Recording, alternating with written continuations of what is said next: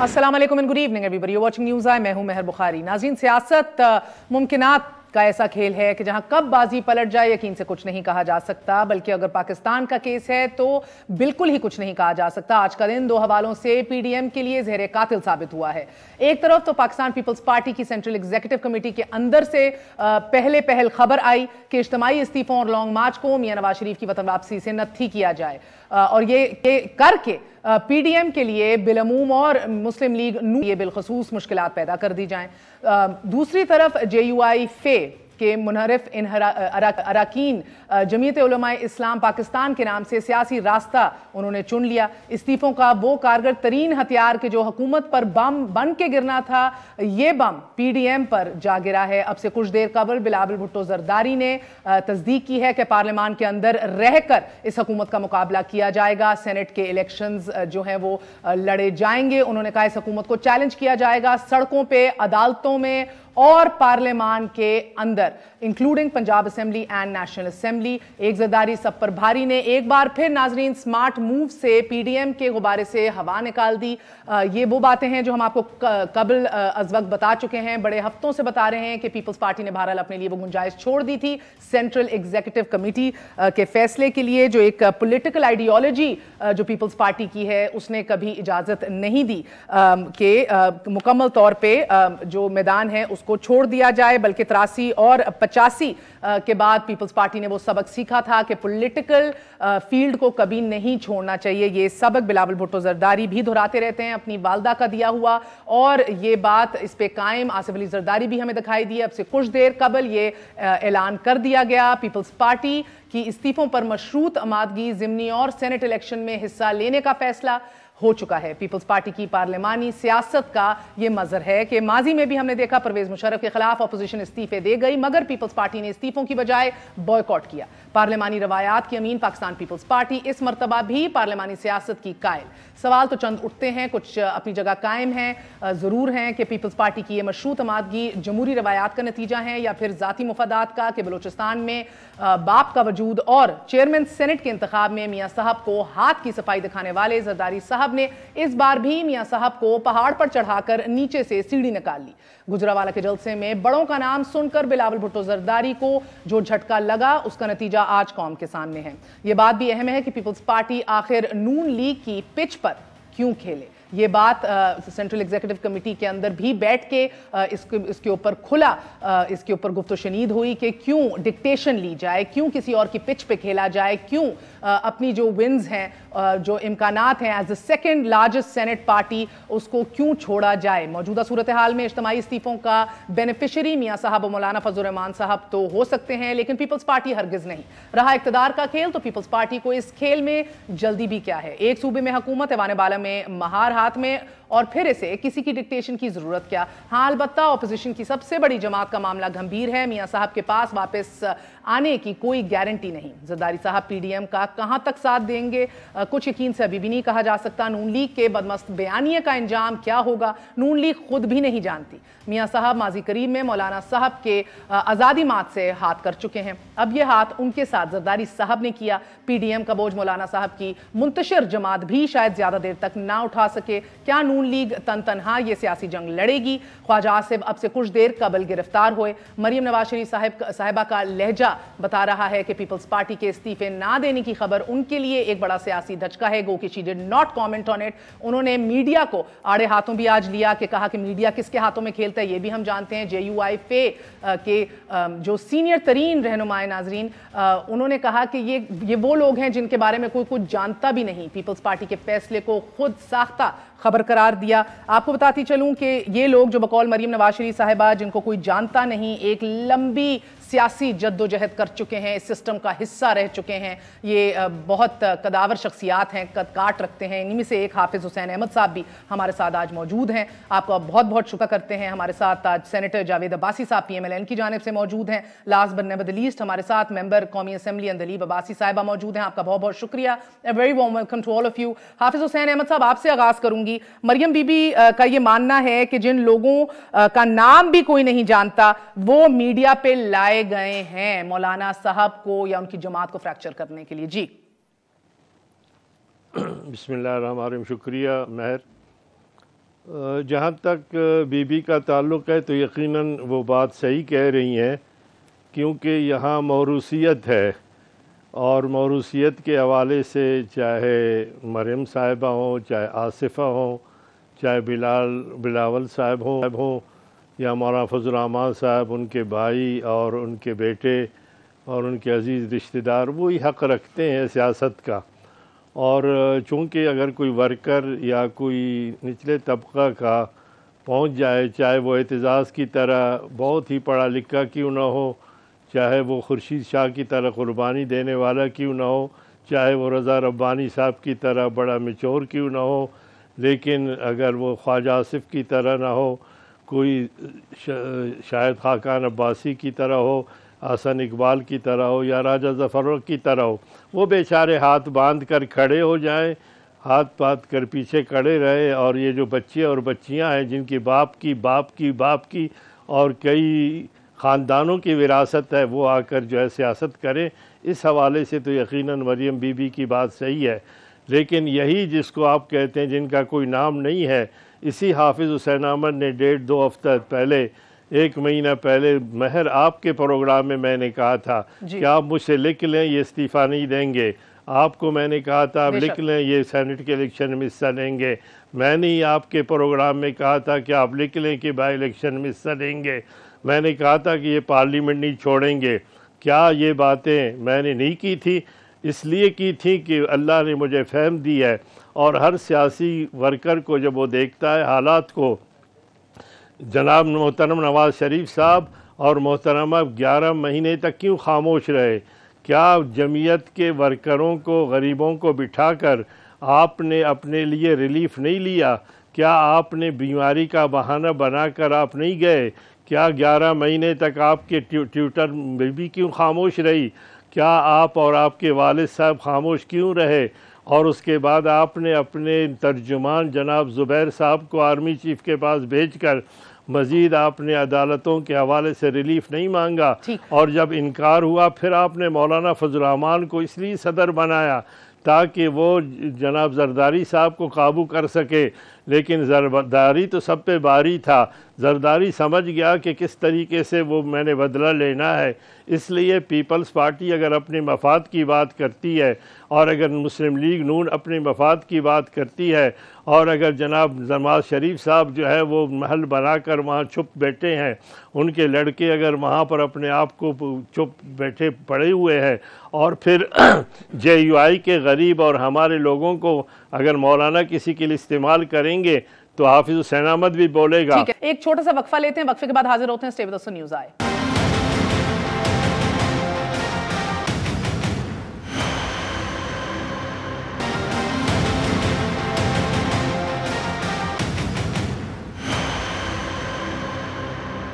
वापस आने का शुक्रिया। Welcome once again to news आए। इम्तियाज शेख साहब पाकिस्तान पीपल्स पार्टी की जानिब से हमारे साथ मौजूद हैं। शेख साहब, बहुत बहुत शुक्रिया आपका हमारा साथ देने का।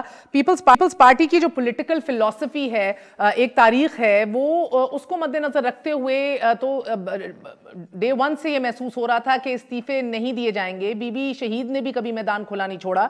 इसी तरह हमने देखा कि 83 और 85 के अंदर भी जब मैदान खुला छोड़ा गया तो बहुत नुकसानात उठाने पड़े। और बिलावल साहब ये जानते हैं, ये गिलगित बल्तिस्तान के एक इंटरव्यू में भी उन्होंने ये बात दोहराई।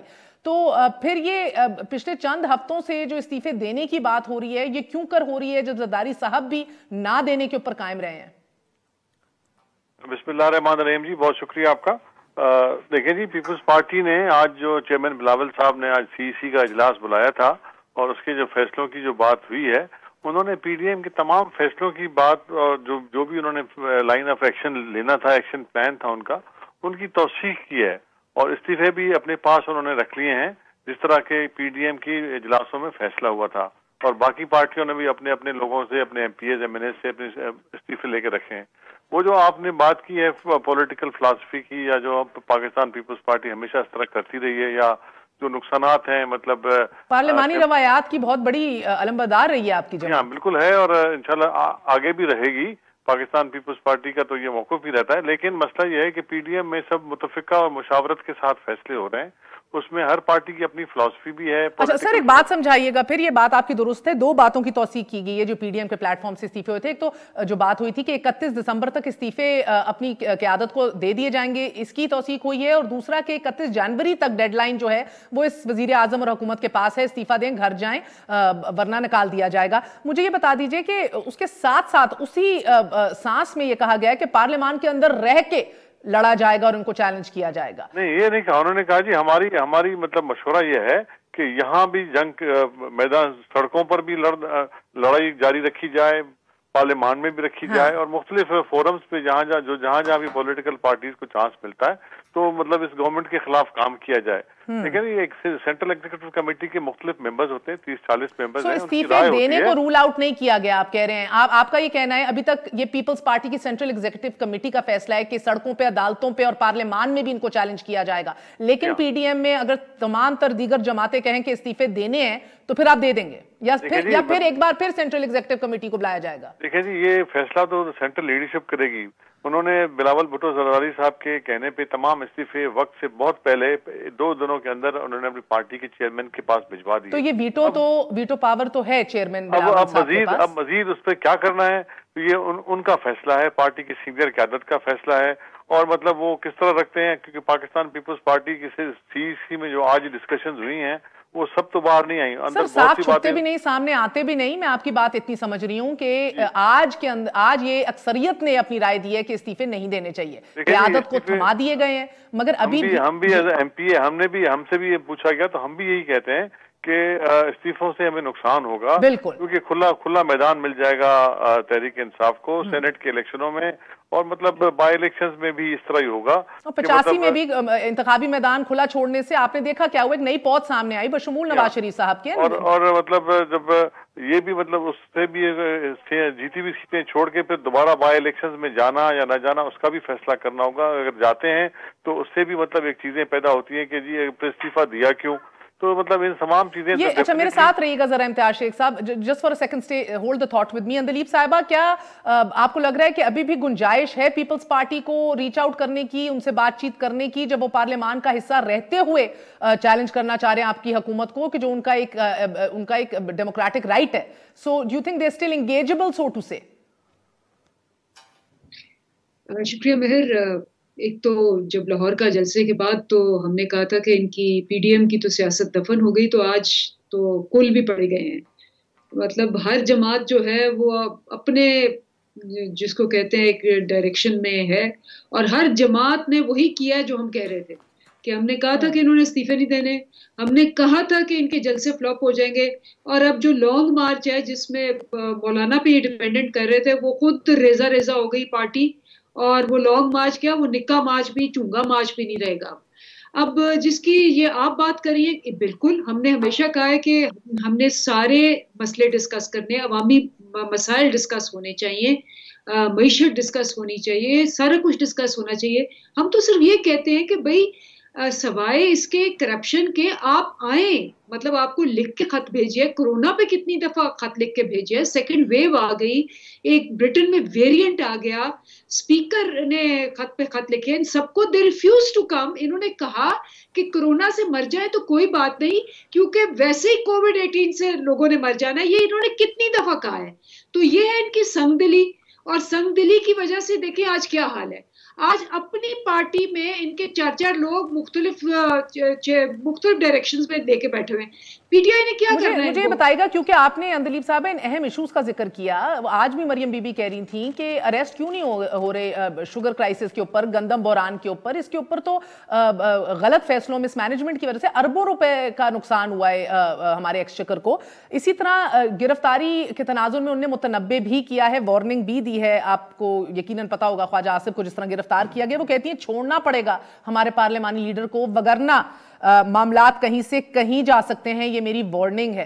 तो सर ये बताइए, बीबी ये बताइएगा, ख्वाजा आसिफ की गिरफ्तारी, ये नवाज शरीफ साहब का ट्वीट है, ख्वाजा आसिफ की गिरफ्तारी सिलेक्टर्स और सिलेक्टेड के गठजोड़ का इंतहाई काबिल मुजम्मत वाकया है। ऐसी भौंडी हरकतों से हुकूमती बौखलाहट का अंदाजा लगाया जा सकता है, लेकिन इन हरकतों से ये अपने अंजाम को मजीद करीब ला रहे हैं। अंधे सियासी इंतकाम के दिन जा चुके हैं। देखिए, नवाज शरीफ साहब को तो आज पीपल्स पार्टी ने भी कह दिया कि ये वो नहीं लॉन्ग मार्च करेंगे जब तक वो वापस नहीं आएंगे। तो वहां बैठ के पिज्जे खा के फिर आके इस किस्म की बातें कह देना, तो ही होल्ड्स नो वैल्यू ना। वो उसकी तो उनकी तो कोई आज कदर नहीं रही। जो उनकी बेइज्जती हो गई, जो लोगों ने अंदर कहा है बैठ के इनको, तो उनके अपने साथी उनका साथ छोड़ गए। जहां तक मरियम का ताल्लुक है, तो वो एक रेविंग, रेंटिंग, स्क्रीमिंग, चीखना, चिंघाड़ना, वो हर दफा बाद, आज उन्होंने मीडिया पे चढ़ाई कर दी, कल किसी और पे चढ़ाई कर दी, तो वो करती रहे। वो उनकी फ्रस्ट्रेशन कि मैं ये चाहती हूँ, मैं ये कहूंगी। मतलब पीपल्स पार्टी के इजलास में कहा गया कि हम उसकी डिक्टेशन नहीं लेंगे। हम क्यों उसके पीछे लगे? She has no stake in the party. ये कौन है? इनकी क्या क्वालिफिकेशंस है? कहाँ से आई हैं? जस्ट बिकॉज कि जी मैं अब नवाज शरीफ की बेटी हूँ तो मैं लीड करूंगी पार्टी और मैं लीड करूंगी पीटीएफ। कोई इनको खातिर में नहीं डालता। और अपनी इन्होंने इतनी बेइज्जती कराई है कि मतलब एक वो चीखना, चिढ़ाना और गुस्सा दिखाने के अलावा उनकी कोई वैल्यू नहीं रही। जहां तक अच्छा, ये मुझे नैब की, मैं नैब ये उस पे आ रही हूँ। ये नैब की जी जहां तक बात है, नैब तो देखें एक इंडिपेंडेंट इदारा है। और जहां तक बात है कि जी चीनी वगैरह ये सारे अगर ये फील करती हैं, जो हम ऑपोजिशन में करते थे, कि फील करते थे कि भाई ये फलाने कोर्ट से हमें जो फैसले आ रहे हैं नहीं हम खुश या किसी इदारे से, हम फिर उसके ऊपर पूरी जाके अगले कोर्ट में एविडेंस लेके जाते थे और केसेस करते थे। ये लोग तो सिर्फ आके जी ये भी बुरा, ये भी बुरा, ये भी बुरा, कोई मेहनत नहीं, कोई एविडेंस नहीं, कोई धांधली पे इन्होंने व्हाइट पेपर नहीं लिखा, कोई कोर्टों में नहीं गए, ठीक कोई। है, एक छोटा सा वक्फा लेते हैं, वक्फे के बाद हाजिर होते हैं। Stay with us on news आए।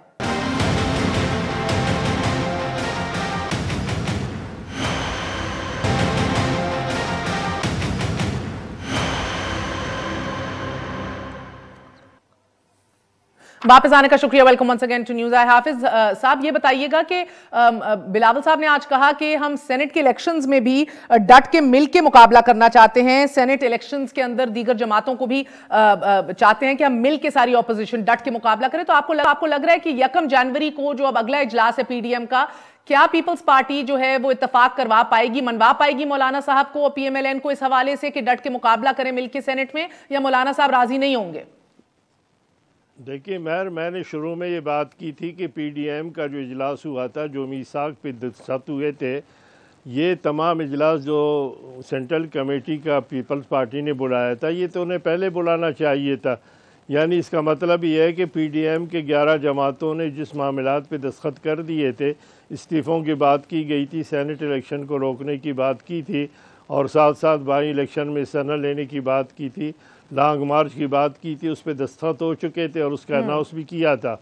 लेकिन उसके बाद अगर आज वो फैसला करते हैं तो इसका मतलब ये है कि बिलावल को वीटो का हक़ दिया गया है, इधर से मरियम को दिया गया है। यही वो बातें थी, खदशात थे जो मैंने मीडिया में और अपनी पार्टी के अंदर भी हमने ये बात की थी, जो हमारी वो तमाम बातें सच साबित हुई हैं। इसलिए हम समझते हैं कि वीटो का पावर अगर किसी जमात अपने मफाद के लिए बात करता है तो फिर JUI के लोग JUI के मफाद के हवाले से बात कर रहे थे, उनके ख़िलाफ़ तादीबी कार्रवाई की क्या बात है? अगर मौलाना फजल रहमान साहब वाकई मुअस्सर सरबराह है तो फिर वो फ़ैसले इसके बाद कैसे किए जाते हैं? जो जरदारी साहब ने आज फ़ैसला किया है, उससे पहले उन्होंने जो फ़ैसले किए थे, इसका मतलब ये है कि तमाम तर उन फैसलों को बाईपास कर रही है एक जमात, जो मैं समझता हूं कि जो हमारे खदशात थे वो तमाम सामने आ चुके हैं। मगर हाफिज हुसैन अहमद साहब, क्या मौलाना साहब कायल हो जाएंगे पीपल्स पार्टी की इस बात पे कि सिस्टम का हिस्सा रह के, पार्लियामान में रह के ही इनका मुकाबला किया जाए, सेनेट इलेक्शंस डट के साथ लड़े जाएं? क्या वो राजी हो जाएंगे? देखिए,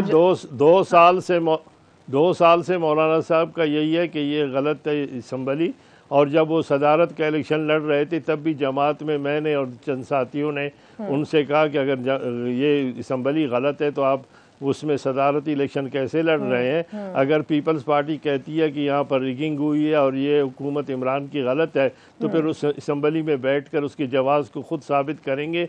ये तमाम के तमाम वो चीज़ें हैं जो तजादात हैं जिनके बारे में अपनी पार्टी में भी बात की है और हमने मीडिया पर भी बरमला बात की है। तो मौलाना साहब सर, आपकी जितना आप उनको जानते हैं, क्या करेंगे अब? एक आज़ादी मार्च में पहले ही उनको महसूस हुआ कि हमारे साथ उन्होंने जो कुछ हमारे साथ किया है वो कुछ हमारे साथ किया वो दूसरों के साथ भी वही करेंगे, और क्या करेंगे? क्या करेंगे?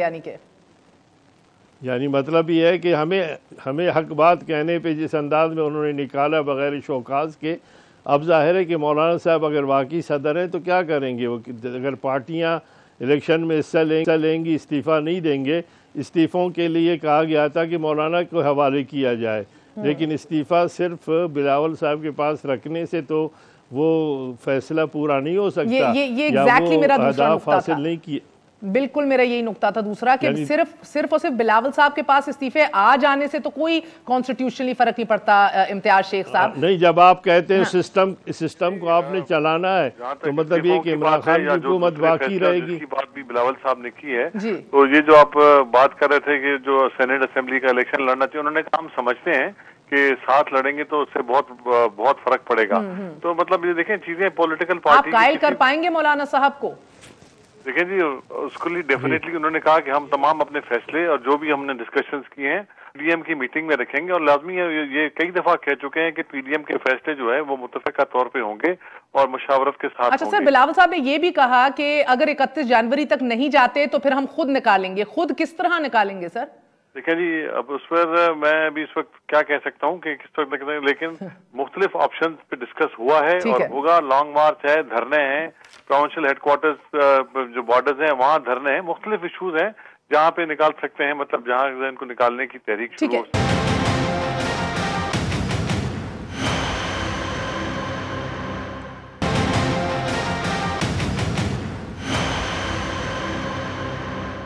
वापस आने का शुक्रिया। Welcome once again to news I. Zubair sahab, बहुत बहुत शुक्रिया हमारा साथ देने का। सर ये फरमाइए कि तो बिलावल भुट्टो जरदारी साहब की प्रेस कॉन्फ्रेंस यकीनन आप तक खबर आ गई होगी, पार्लियामान का हिस्सा रहते हुए वो मुकाबला करना चाहते हैं इस हुकूमत का, सेनेट के इलेक्शंस लड़ना चाहते हैं, बल्कि ये भी चाहते हैं कि सब मिल के डट के लड़ें इस हुकूमत के खिलाफ। क्या रद्द अमल है आपका? देखिए, अभी तो मैं उस पर पीपल्स पार्टी का जब तक मैं पूरा समझ नहीं लूंगा, देख नहीं लूंगा, हमारी अपनी मुशावरत नहीं हो जाएगी, तो कमेंट करना मेरा ख्याल है कबल अज़ वक्त। सर मुझे एक बात समझा दीजिएगा जरा जुबैर साहब, ये आप लोगों का एक नया तरीका है, एक नया स्टाइल है कि पहले आप लोग क्रिटिसाइज करते हैं, पहले लेबल कर देते हैं और उसके बाद कहते हैं। अभी थोड़ी देर पहले भी मरियम साहिबा ने कहा और बजा फरमाया कि जब तक पूरी खबर नहीं आती मैं बात नहीं करूंगी, जब तक बिलावल साहब के मुंह से नहीं सुन लेती। बिलावल साहब इसके ऊपर पूरी प्रेस कॉन्फ्रेंस कर चुके हैं, मगर उन्होंने एक ही सांस में यह भी कहा कि मीडिया किसके हाथों में खेल रहा है और ये खबरें कौन लगवाते हैं हम बेहतर समझते हैं। एग्जैक्टली उन खबरों की तस्दीक हुई और पार्लियामान का हिस्सा रह के बिलावल भुट्टो जरदारी मुकाबला करना चाह रहे हैं। तो पहले मीडिया को भी आप लोगों ने हुकूमत या एस्टैब्लिशमेंट के इशारों के ऊपर कंडेम कर दिया, खबर की तस्दीक भी हो गई, खबर आ भी गई, आप अभी भी कह रहे हैं इस पे कमेंट नहीं करना चाहता। नहीं, लेकिन देखते हैं इन द एंटायर कॉन्टेक्स्ट में उस रेफरेंस से नहीं बात कर रहा था जिस रेफरेंस से मरियम बात कर रही थी। वो तो आपको भी पता है कि आपके पास किधर से डायरेक्शन आती है। किधर से आती है सर डायरेक्शन? मेरे पास तो कहीं से डायरेक्शन नहीं आती है ना। अब आप जाहिर सी बात है आप नहीं एक्सेप्ट करेंगे। नहीं, मैं क्यों सर, ये क्या बात आप कर रहे हैं सर?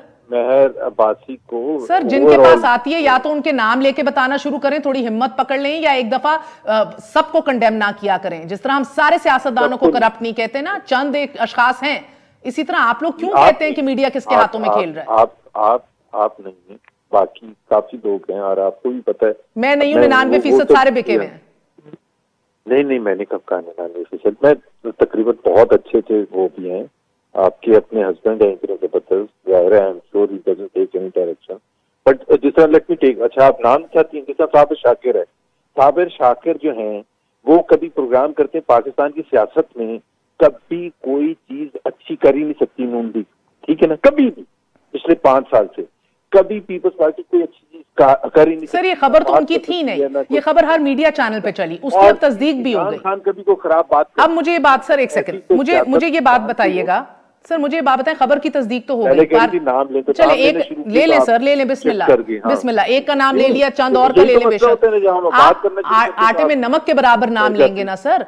पूरे मीडिया को क्यों कहते हैं कि मीडिया खेल रहा है? कामरान खान को ऐसे लग रहा था कि इंटरव्यू ले नहीं रहे थे, दे रहे थे। मतलब एक होता है ना, एक जर्नलिस्ट होता है वो इंटरव्यू करता है, सख्त सवालात करता है, और सर सख्त ना, ठीक है ये नाम भी आपने ले लिया, चंद और बेशक ले लिया, और इनमें से बेशतर जब आपके हक में बातें करते रहे पिछले अदवार के अंदर, तो तब क्या कर रहे थे?